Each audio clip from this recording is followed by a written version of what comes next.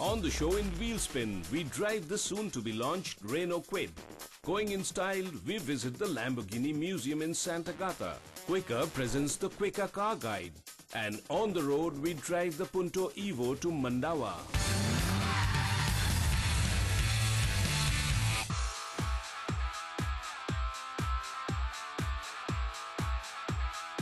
The car that I have with me today is easily one of the most important launches of this year, and the reason I say this is simple. India is a small car country with 70% of the sales coming from hatchbacks. In fact, the smaller it gets, the more it sells. The dinky car segment, that's what I call it, and this is dominated by two players, Maruti with their Alto and Hyundai with the Yawn.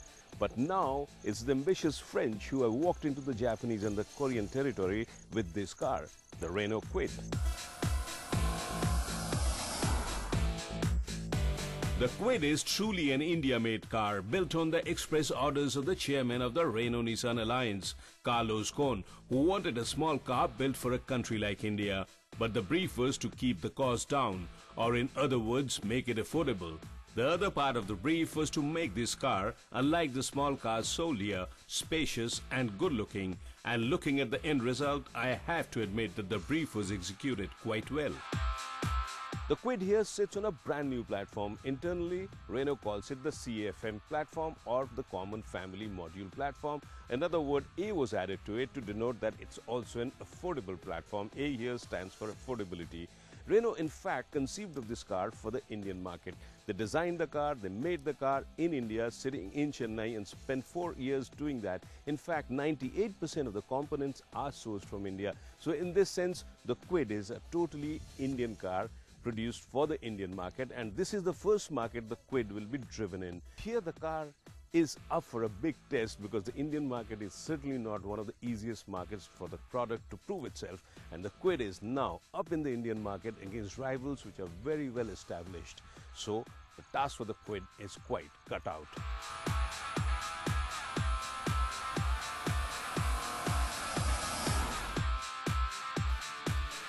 Renault will, as is the practice within the group, share the platform with its alliance partner Nissan at a later stage. But the platform has been created keeping in mind the flexibility of building different body styles on it. So at a later stage, the cars you will get on this platform will be a variety of sedans, hatchbacks and compact SUVs. The Kwid here is a small car, but the good part is you actually have to be told to believe this, because one look at it and you get the impression that she is much bigger than what she really is. She measures in at just a little over 3.6 meters, but there is no way you are going to say that she will fit into the dinky car segment. In fact, Renault is attempting here to give the customers everything they might have thought of or dreamt of in a small car, like space, good looks, performance, and the biggest thing, affordability. The Kwid is supposed to be priced along with this little dinky cars, but what she will give you is more space, more power, and of course more style. That's what the Kwid is all about.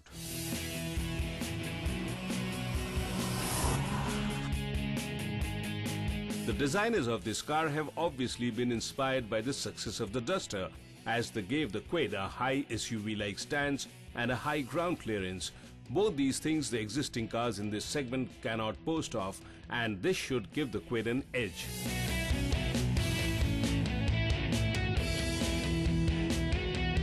The apprehension most people have while looking at buying a small car is whether the car will have enough space or if she will offer you any features at all. The Kwid here, I think, has solved these two problems very effectively. Once you are inside the car, you realize that the space has been very well used indeed, and this has generated in this car plenty of space. You have enough leg room, you have enough shoulder room, enough headroom here, and that's true for the rear seat as well. And in terms of features, she does offer you plenty, especially if you buy the top end here. So both these problems have been really solved, and here there is a bit of clever designing used as well, which has resulted in something like this, almost 3 glove boxes, and that's really nice because you can keep most of the stuff here very neatly, and you have bottle holders on the door pocket plus plenty of cubby holes to keep your knick-knack in. So the uses of space in this Kwid here is really clever and very practical. In fact, even the seat, if you look at it, comes with a bit of bolstering, something that you will not expect really in a car in this segment. But then this is what pleases you really in the Kwid. Overall, if space is what is the first essential for a small car, then the Kwid will immediately impress with what she offers. She has ample boot space of 300 litres and the foldable rear seats add to it to make it over 1100 litres. And that's really amazing for a car this size. The Kwid here packs in quite a few features which you really don't expect to find in cars in this segment, like a nice display here, but this is available only on the top trim. When you look at the instrumentation here, what you see is something very basic. A nice digital readout of the speed, which is large and visible and quite easy to read, but at the same time you do not get a tachometer. The Kwid here has obviously been built to a cost, and it shows in many ways, especially in the materials that they have used, on the doors not closing with that solid third but instead a tinny sound, and then in little instances like the lack of a tachometer. The top end might boast of features like a complete infotainment system with a sat-nav and a stereo, power windows for the front and central locking, but at the same time it lacks some very basic features like internal adjustments for outside rear view mirrors, which in the long run might be an irritant for the users, as you have to literally stick your hand out of the window to adjust these, or better quality material for the switchgear, or even the single stock wiper reminds you that cost has been an important factor in building this car.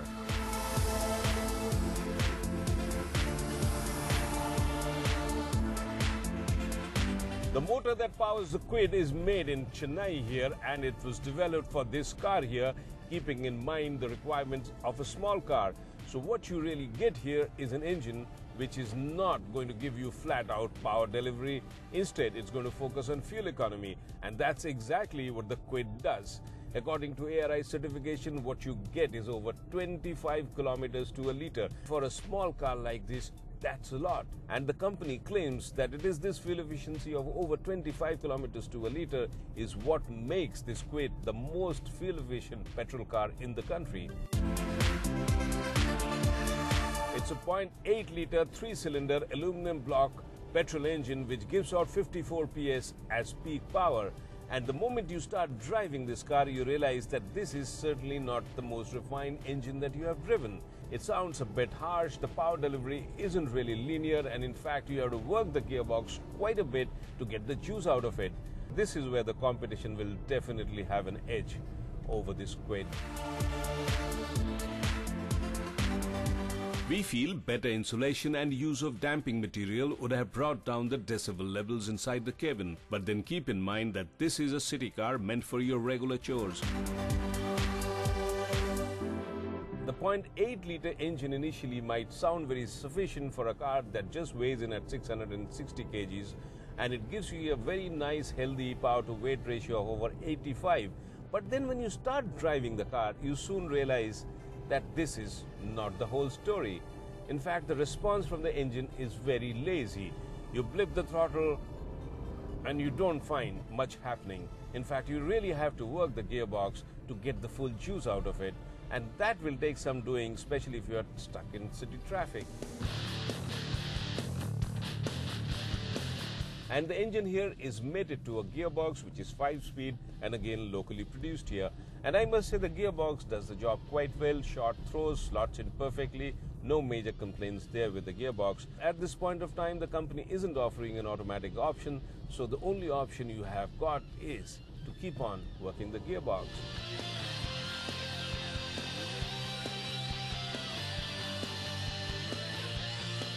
But the electric power steering here, which makes a very light job of helping you get out of the city traffic, becomes really vague and floaty once you hit the highway, and you get virtually no feedback.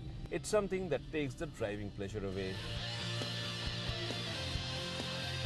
But I like the ride and handling of the car. It's quite sorted out, it's planted, it does the job quite well, and what will really come in handy in Indian conditions is the SUV-like ground clearance, and this is something which will help you take the Kwid pretty much everywhere, and in fact into the SUV territory, and that's something really nice.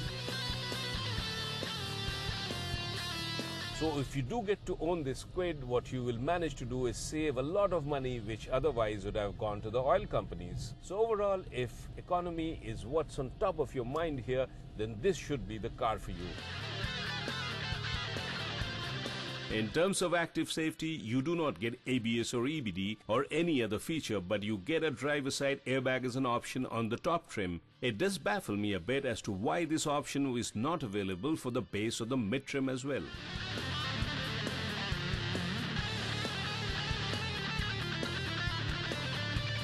The Kwid is one car which has really taken me by surprise, and a very pleasant one at that.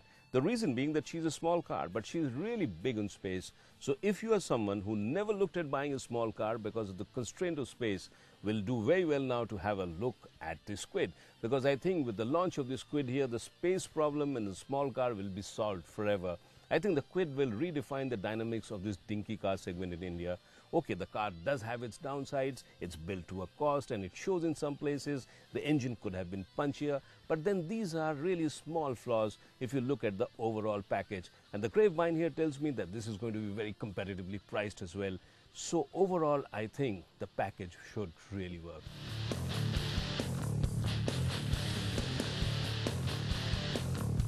If Renault does manage to price the car between the rupees 3 to 4 lakh bracket, which they have promised, then the Kwid will certainly be the car to reckon with in this segment, because other than the price, she has surely upped the benchmark in every other way, be it space, looks or even fuel efficiency. Renault, to add to this, will offer you a 2-year 50,000 kilometer warranty as well to make the big small car even more attractive.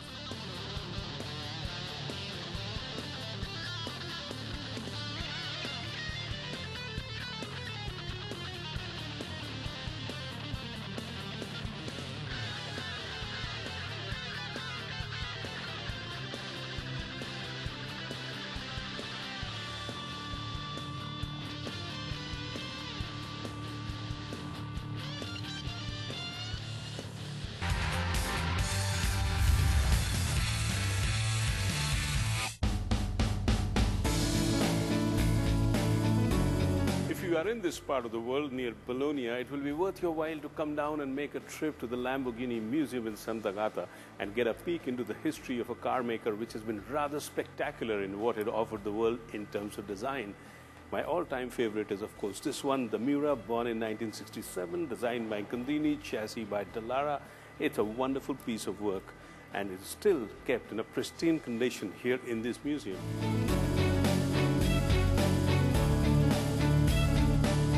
Right next to the Lamborghini factory in Sant'Agata is the museum, which is visited by literally hundreds of car enthusiasts every day. And for a brand which doesn't have a very long history, having started making cars only in 1963, this is a showcase to tell the whole world that they may not be a very old company, but definitely a distinctive one when it comes down to design and performance.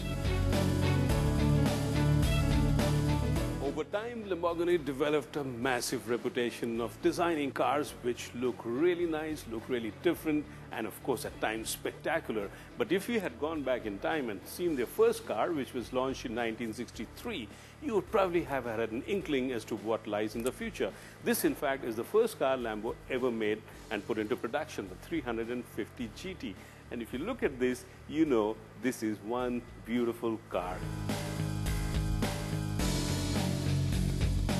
In a short time of 4 years since its first launch, Lamborghini caught the attention of every car lover with the beautiful Miura, a car which still stands as a magnificent benchmark for design and is considered by many to be the best looking car ever built.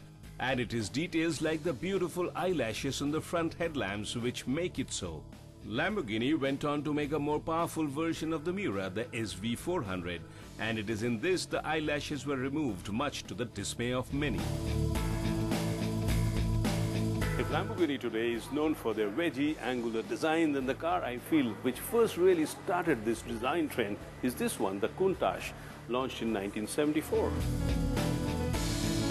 The spectacular Countach with Gandini's signature wheel arches was a worthy successor to the famed Miura, and it defined what sports cars should look like. And the 70s clearly established Lambo as a company which clearly had a design edge over its competitors. If If you think Lamborghini only made sports cars, then think hard. In 1986, they also attempted an SUV, the LM002. Only 300 units were made, powered by a V12 5.2-litre engine. Lamborghini's first attempt to make a powerful SUV resulted in a flock of well-known celebrities who made a beeline for acquiring one, but the LM002 had a brief production life. And Lamborghini also went back to doing what they did best, which was to make fast cars with a very identifiable design language. And this resulted in a spate of concept cars and experimentation with different styles, although retaining its design language of being wedgy, angular and low-slung. Lamborghini in recent times showcased the mid-engine supercar Reventon and also the four-seater version, the Estoque. But it was in 2006 that they made another Miura, just one, and showcased it at the Detroit Motor Show on the 40th anniversary of the Miura. The concept, much to the disappointment of many Miura fans, never went into production. As it is said, it takes a fast car to catch a fast car, and this is obviously something the Italian and some other governments believed in, and the result was Lamborghinis as police cars. And it was the Aventadors which did duty on many Italian highways to catch the speed buffs. How I wish I were a cop. I had a wonderful time here at the Lamborghini Museum, taking in some of the most beautiful cars ever built, the classic Lamborghinis as well as the concepts. And in fact, you will never get to see the concepts unless you do come here to the museum. So I would suggest very strongly that if you are in this part of the world, take time out and have a look at some of the most beautiful cars ever made.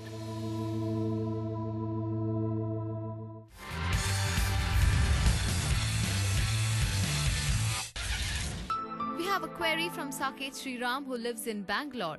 Now he intends to buy a second-hand car, but he's afraid how good the cars are that he sees in the online ads posted by others. He wants to know if there's any way to ensure that the cars match the description mentioned.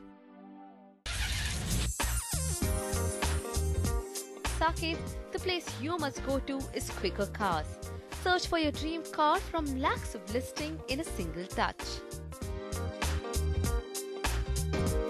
When an ad is posted by the seller, he has the option to get his car thoroughly inspected, where the engineers do a check on brake, gearbox, engines and so on. So as a buyer, you are at peace when evaluating a car on Quicker Cars and need not worry whether the car's system are functional and match the description mentioned by the seller.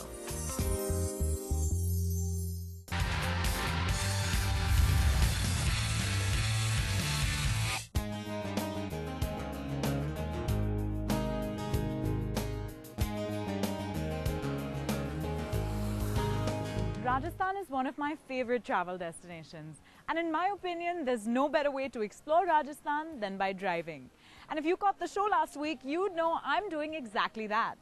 I visited Alwar last week, and today I'm off to another beautiful destination, Mandawa, in the Shekhawati region. And my travel companion is the gorgeous Fiat Punto Evo. It's been such a reliable travel companion so far. It's both sturdy and smooth, it's comfortable. It's really been all that I've needed on a road trip. So let's roll! The Fiat Punto Evo comes with pretty snazzy interior detailing. I like the orange lights. I also think it's great that it has lots of little storage units in the dashboard, in the doors as well. There's this cool little box right here where you can put stuff like toll tickets if you're on a long drive like me. I also put my phone in here sometimes. There's lots of space for water bottles. I love having good storage options in the car right near me as the driver as well. And these multifunction buttons on the steering wheel are very convenient. You can just pump up the volume of your music really easily. The steering feels great to hold. The seats are very comfortable and nicely proportioned. All in all, it's a very, very nice drive. This is the diesel variant of the Fiat Punto Evo. It's very fuel efficient. It gives 21.2 kilometers to the litre, so it's not too hard on the pocket, even on a long drive. My destination, Mandawa, is about 200 kilometers away and should take around 5 hours to reach. It's an 18th century settlement, fondly called the open-air art gallery, because its hallmark is its Havelis. replete with ornate architectural detailing and lavishly painted walls.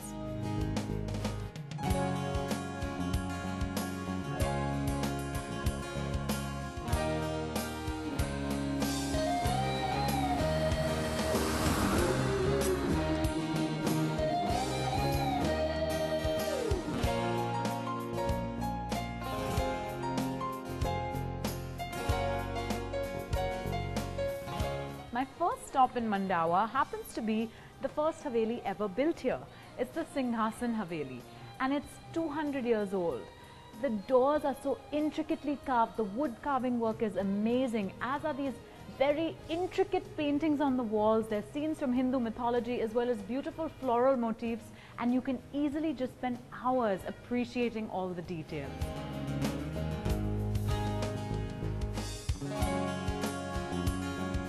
After my first taste of Mandawa's Haveli architecture, I'm really looking forward to seeing more. Next, I'm stopping by Murmuria Haveli and the Goenka Double Haveli.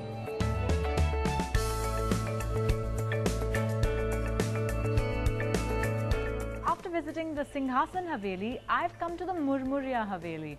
And this Haveli was owned by a man who ran a transportation business. The Haveli was built around the 30s, and it depicts pictures from all over the world. You see scenes of the Rialto Bridge and the Grand Canal in Venice. There's scenes of Lake Victoria.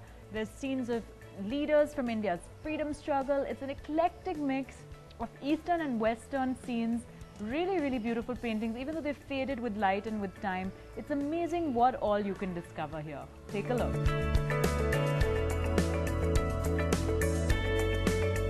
The doorways are marked with the characteristically Rajasthani arches and have decoration and painting in literally every little corner. The portraits of the freedom fighters in the archway here are particularly impressive. After visiting the Murmuria Haveli, it's now time to check out the Goenka Double Haveli.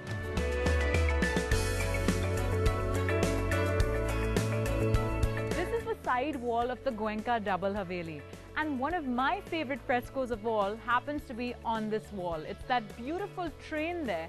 There's this long and very elaborately painted train on this wall, and right below the train are wonderful scenes of battle. And I think both these sets of drawings, or rather frescoes or paintings on the walls, really indicate the level of skill that the craftsmen of that time possessed. It's truly mesmerizing.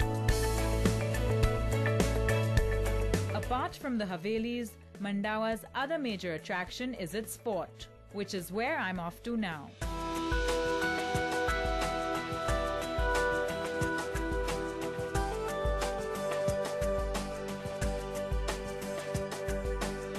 Right in the heart of the city centre of Mandawa is the Mandawa Fort and Castle, and it's one of the best kept buildings in the area. It's become a heritage hotel, and rightly so, because it allows for the maintenance of a truly majestic architectural example.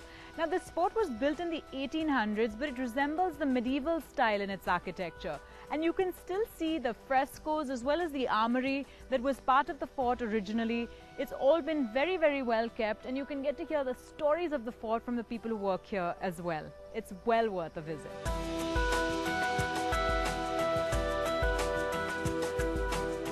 The fort is a great place to come to if you're in the mood for a leisurely walk amidst the ramparts and the well-manicured lawns. The main hall is regally furnished with floor-to-ceiling frescoes, velvet furniture and a grand chandelier. I've had an excellent time in Mandawa, and as an art lover, it's been particularly special because the Havelis really do strike a chord if you appreciate art. And of course, it's been all the more enjoyable because I've had the Fiat Punto Evo on my hands. What a lovely car this is. It's such a great combination of sportiness and comfort, and it's handled diverse terrain with ease. I'm looking forward to continuing my exploration of Rajasthan in the Fiat Punto Evo in the next episode as well. So thanks so much for tuning in today, and I hope to see you again next week.